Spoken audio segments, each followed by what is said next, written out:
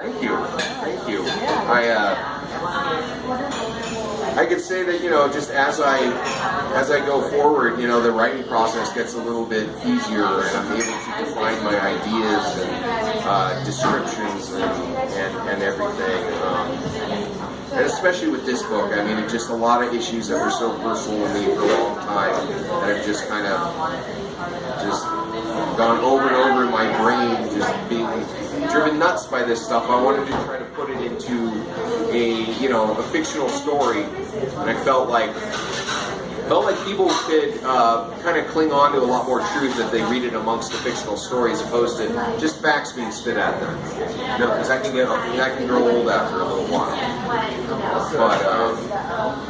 But I love it. I mean, I feel it's funny that it took me It's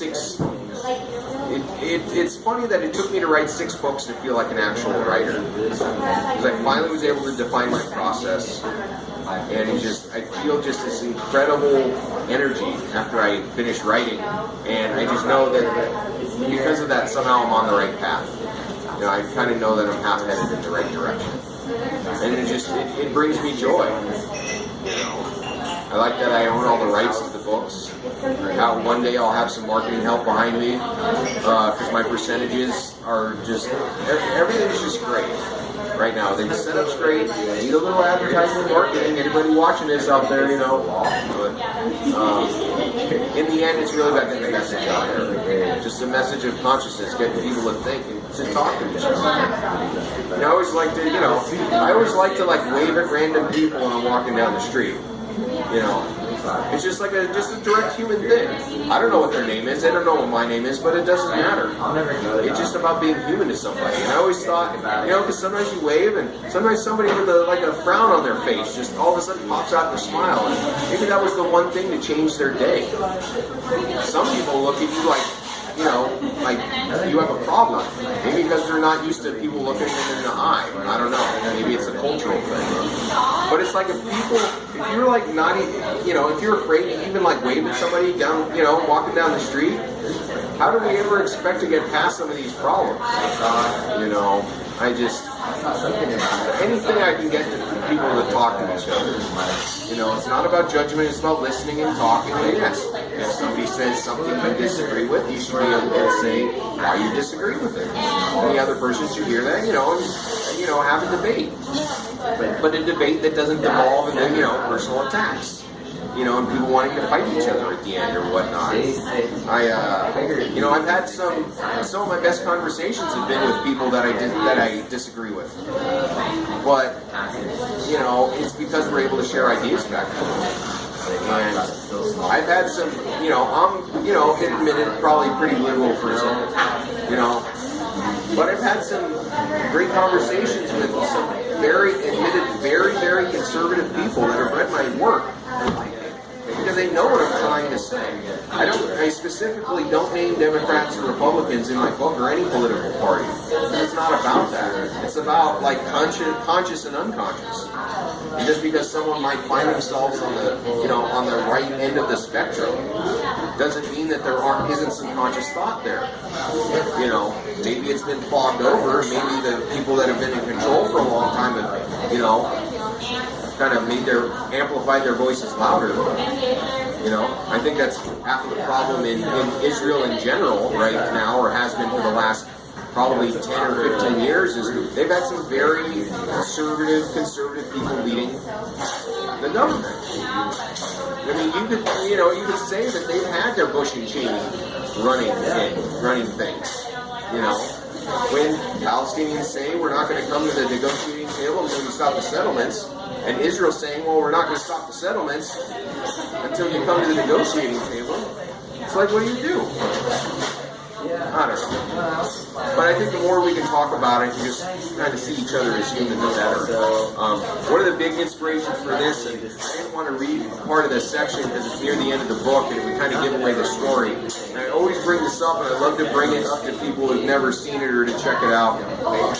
The original music video to Rock the Casbah. Everybody's heard the song a million times, I'm sure, at a party or on the radio or whatever. But go and watch the music video. I highly urge you to watch the original music video. Because you're going to watch the image and you're going to be like, oh, so that's what that's about?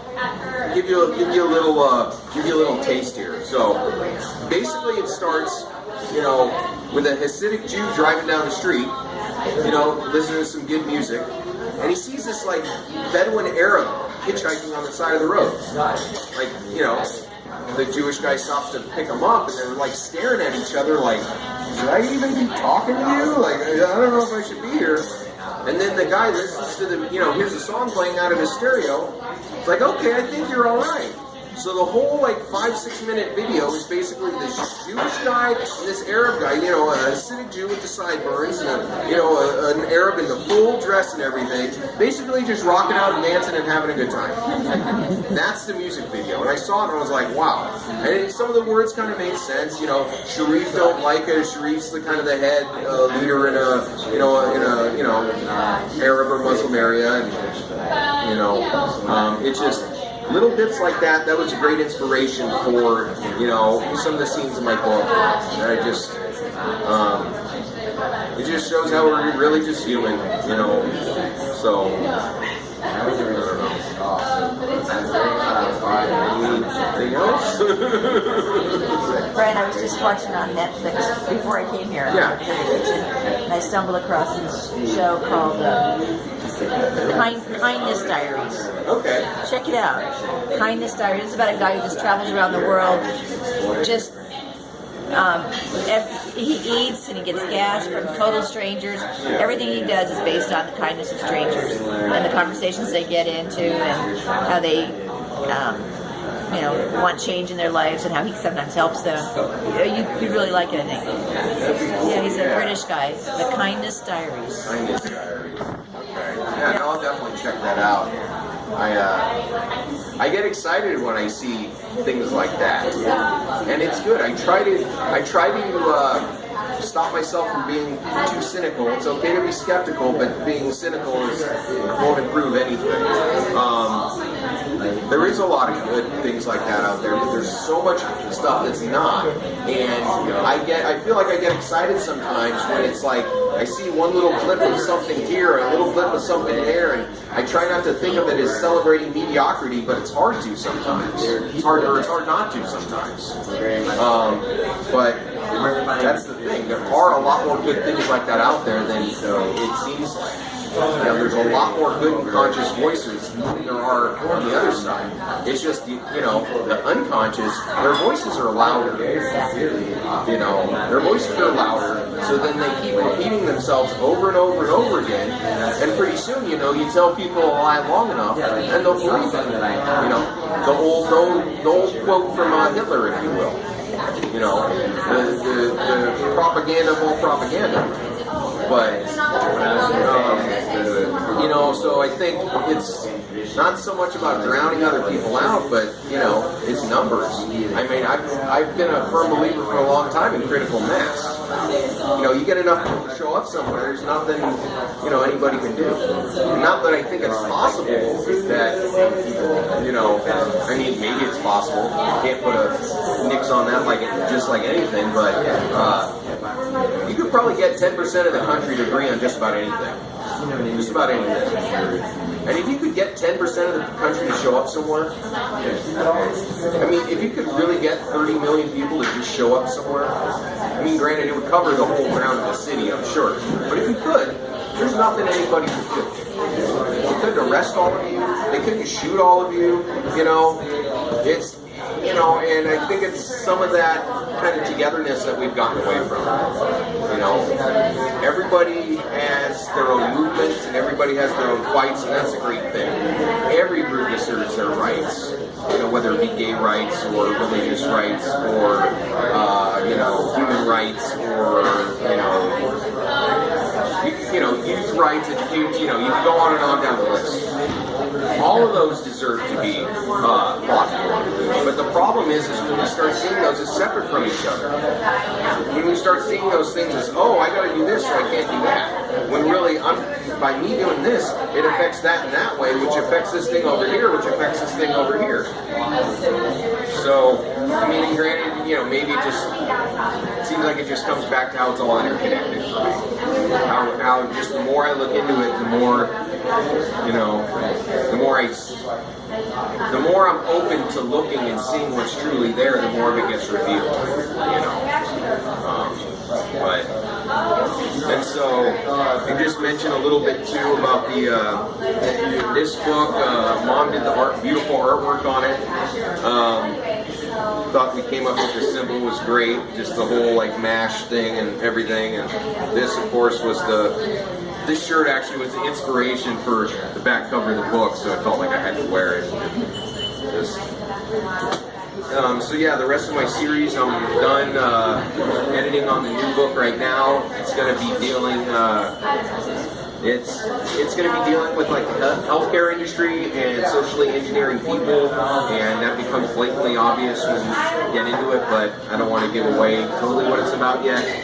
And then, because in this book, or in that book that I'm writing, everything kind of breaks down, the whole society breaks down. So the book after that, the 5th book in the series, is going to be about education and rebuilding an education system and kind of, you know, learning people, re-educating people. And then the 6th book, the one after that, is going to be basically about politics. Because you can't rebuild a political system until you re-educate everybody, or else you're going to be back in the same hole again.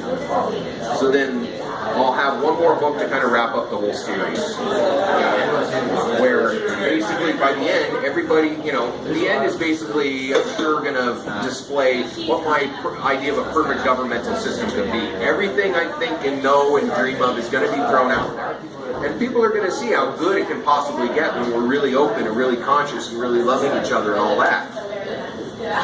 But at the same time, I'm also going to show how we can revert back immediately through choices.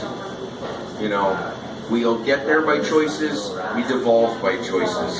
You know, it's all part of the, you know, I like to say two sides of the same coin, but I really think it's the same side of the same coin. It's just that side is a lot bigger than we've been making it out to be. You know, so I love the writing. I love to be able to share it with people. Get the website together. It's looking good. Have all the videos and pictures posted on it, and the more things I can do like this, the better, for sure. So, yeah. Anybody else have anything to add? Well, thank you all for coming.